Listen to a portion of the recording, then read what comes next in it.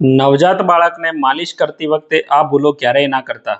મિત્રો, ઘણા બધા પેરેન્ટ્સને ખોટી ગેરસમજ હોય છે કે બાળકને માલિશ કઈ રીતે કરવી. બાળક માટે તેલની માલિશ એ શારીરિક, માનસિક અને ભાવનાત્મક વિકાસ માટે પણ ઉપયોગી છે. આજે આપણે જોઈશું નવજાત બાળકની માલિશ વિશેની માહિતી એકદમ સરળ ભાષામાં. નમસ્કાર મિત્રો, હું છું ડોક્ટર રોનક પટેલ, નવજાત શિશુ રોગ નિષ્ણાત, નિયો કિડ્સ બાળકોની હોસ્પિટલ, પાલનપુર.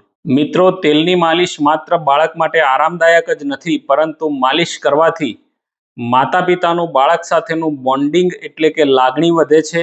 બાળકની ચામડી કોમળ અને હાડકાં વધારે મજબૂત બને છે. બ્લડ સર્ક્યુલેશન સુધરે છે અને પાચન તંત્ર વધારે મજબૂત બને છે. હાડકાના સાંધા અને સ્નાયુઓ વધુ મજબૂત બને છે.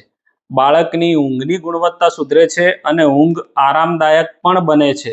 સૌથી સામાન્ય પ્રશ્ન એ થાય કે માલિશ માટે તેલ કયું વાપરવું. તો મિત્રો, કોકોનટ ઓઇલ એટલે કે કોપરેલ નવજાત બાળક માટે સૌથી શ્રેષ્ઠ તેલ છે. માર્કેટમાં મળતા મસાજ માટેના તેલ એ માત્ર ફેન્સી નામ અને સારો દેખાવ જ હોય છે.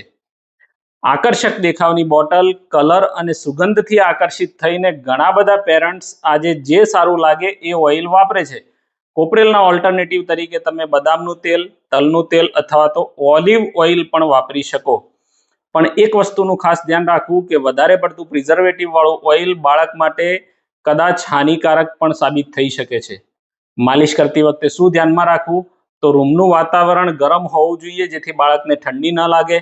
મસાજ હંમેશા બાળક જ્યારે શાંત હોય ત્યારે જ કરવાનો, એટલે કે બાળક ઊંઘ્યું હોય અથવા તો રડતું હોય એ વખતે બાળકને મસાજ કરવો નહીં.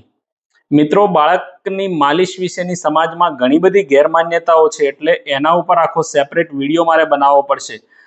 પણ માતા પિતાએ ભ્રમમાં પડવાને બદલે મેડિકલ સાયન્સ ઉપર વિશ્વાસ રાખવો જોઈએ અને પોતાના પીડિયાટ્રિશિયનની સલાહ મુજબ જ બાળકને મસાજ કરવો જોઈએ. જો આ વિડીયો તમને ઉપયોગી લાગ્યો હોય તો અમારી ચેનલને સબસ્ક્રાઇબ કરો, વિડીયોને લાઇક અને શેર કરો, જેથી વધારે માતા પિતાને સાચી માહિતી મળી શકે. આભાર.